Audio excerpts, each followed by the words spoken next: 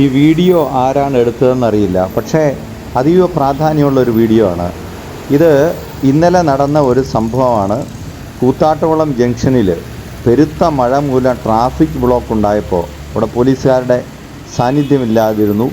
ആ സമയത്ത് രാമപുരം മാർ അഗസ്തീനോസ് കോളേജിൽ പഠിക്കുന്ന BCA പഠിക്കുന്ന 2 വിദ്യാർത്ഥികൾ, അവരുടെ പേര് അർജുൻ രഘുനാഥ്, ചരൺ ഷാജി, അവർ പുറത്തിറങ്ങി വോളണ്ടിയറായിട്ട് എത്ര മനോഹരമായിട്ടാണ് ട്രാഫിക് നിയന്ത്രിക്കുന്നത് നോക്കൂ.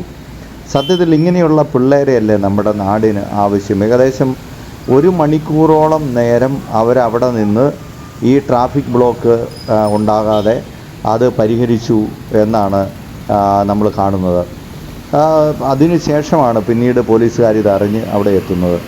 എത്ര മനോഹരമായ സാമൂഹിക പ്രതിബദ്ധതയോടെയുള്ള ഒരു പ്രവർത്തനമാണ് ആ വിദ്യാർത്ഥികളുടെ ഭാഗത്തു നിന്നുണ്ടായത്. അവർ BCAക്കാരാണ്, രാമപുരം മാർ അഗസ്തീനോസ് കോളേജിൽ പഠിക്കുന്നവരാണ്. നോക്കൂ, അവർ കാൽനട യാത്രക്കാരെ ഉൾപ്പെടെ എത്ര കരുതലോടെ, അതെല്ലാം അവരുടെ നിർദ്ദേശങ്ങൾ ഈ വാഹനങ്ങളെല്ലാം പാലിക്കുന്നു എന്നത് നമ്മൾ കാണുന്നു. കാരണം അത്രമാത്രം വലിയൊരു ബ്ലോക്കാണ് അവിടെ ഉണ്ടായിരുന്നത്. അത് സമർത്ഥമായി 1 മണിക്കൂറോളം അവിടെ നിന്നിട്ടാണ് അവർ ഇത് നിയന്ത്രിച്ചത്. ഈ വിദ്യാർത്ഥികൾക്ക് തീർച്ചയായിട്ടും ഒരു വലിയ സല്യൂട്ട് നമ്മൾ കൊടുക്കേണ്ടതുണ്ട്.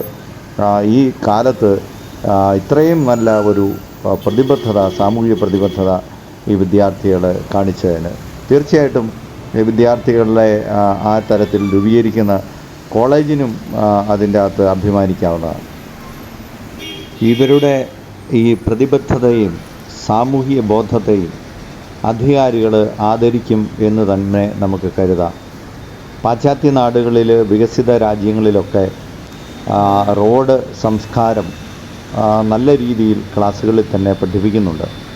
നമ്മൾ ഇത് സിലബസിൻ്റെ കൂടെ ഭാഗമാക്കേണ്ടതുണ്ട് എന്നതാണ് നമുക്ക് മനസ്സിലാക്കേണ്ടത്.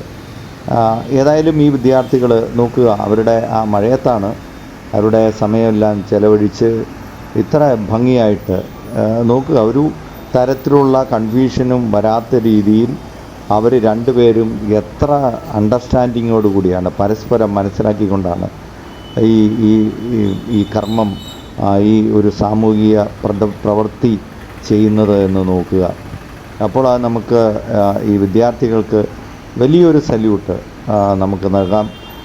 ഈ ഒരു മാതൃക എല്ലാവരിലേക്കും ചെല്ലട്ടെ. കുട്ടികൾക്കും അതുപോലെ കോളേജ് വിദ്യാർത്ഥികൾക്കും ഒക്കെ അതൊരു പ്രചോദനമാകട്ടെ. എല്ലാവർക്കും അനുകരിക്കാൻ പറ്റുന്ന മാതൃകയല്ല എങ്കിൽ പോലും അവരാ സാഹസികമായിട്ട് ഇത് നിർവഹിച്ചതിൽ അവരോട് നമുക്ക് തീർച്ചയായിട്ടും വലിയ നന്ദി നമ്മുടെ പൊതുസമൂഹത്തിനുണ്ടാകേണ്ടതാണ്.